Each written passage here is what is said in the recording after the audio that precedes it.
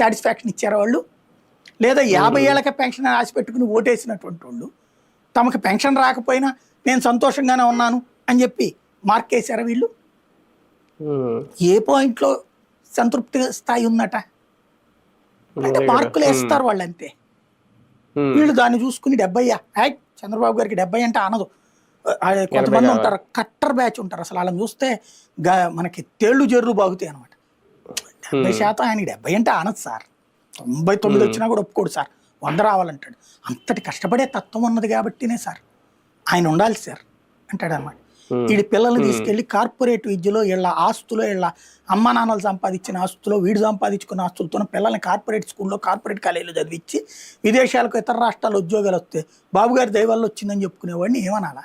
Satisfaction level పై peak అనాలా? అదే విచిత్రం. నువ్వు కూడా అట్టాగే నమ్ము అని చెప్తే ఓకే ఓకే అనాలా? 11 ఏళ్ళైనా ఆంధ్రప్రదేశ్లో ఉద్యోగాలు కాకుండా హైదరాబాద్కి నన్ను బెంగళూరుకి చెన్నైకి వెళ్ళి అక్కడ బతుకుతుంటే మన బిడ్డల్ని అక్కడికి పంపిస్తుంటే అక్కడ ఉన్నోడు ఎవడన్నా అమరావతి వచ్చి ఉద్యోగం చేస్తున్నాడా? అక్కడ ఉన్నోడు ఎవడన్నా గుంటూరు వచ్చి బెజవాడ వచ్చి ఉద్యోగం చేస్తున్నాడా? మరి ఏ పాయింట్లో సాటిస్ఫాక్షన్లో ఉన్నాం మనం? ఏ పాయింట్లో ఎదిగిపోయాం మనం? అంటే నేను చెప్పాను కాబట్టి నా పత్రికలు రాసినాయి, నా పత్రికలు చెప్పాను కాబట్టి నీ జీవితంలో నువ్వు తింటున్నా నా పేరే చెప్పుకో, నువ్వు పడుకుంటున్నా నా పేరే చెప్పుకో, లేదా నువ్వు రాష్ట్ర ద్రోహివి. ఎట్లా